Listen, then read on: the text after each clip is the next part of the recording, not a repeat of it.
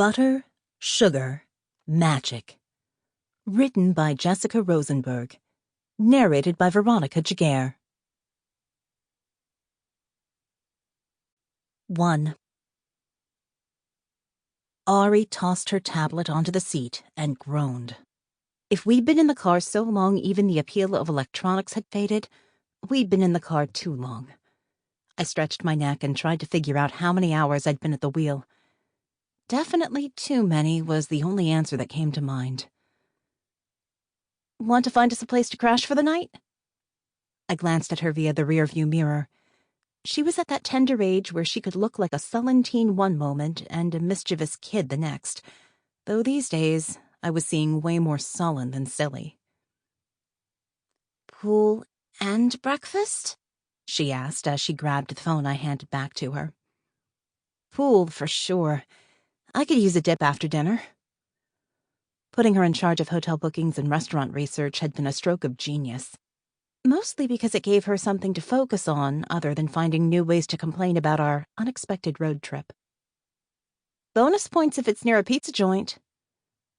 Pizza. We haven't had that in a while. I snorted. We'd had some for dinner the night before.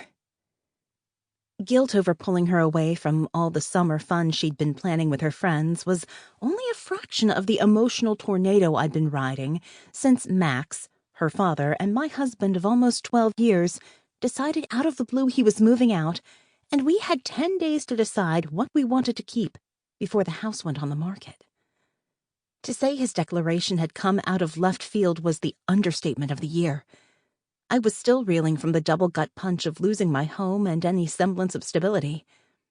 I'd managed to convince him it was insane to force us to move out until the divorce was finalized, but thanks to his golf club cronies, it hadn't taken nearly as long as I had secretly been hoping. Definitely not long enough for me to figure out our next steps. Max had never let me work. He liked having me at home where I could take care of our baby and be ready to entertain friends or colleagues at a moment's notice. It might not have been the life I dreamt of as a child, but I had always felt safe. As for Max, he'd had nothing to complain about. He had the right job, the right home, a cute kid, and a pleasant enough wife who went out of her way to help him maintain the illusion of status that mattered so much to him and his parents. We weren't lovebird happy, but never in a million years would I have guessed he'd risk damaging his image with something as sordid as a divorce. When I remembered the prenup clause awarding me half of everything without contest if we broke up would go into effect. Sample complete. Ready to continue?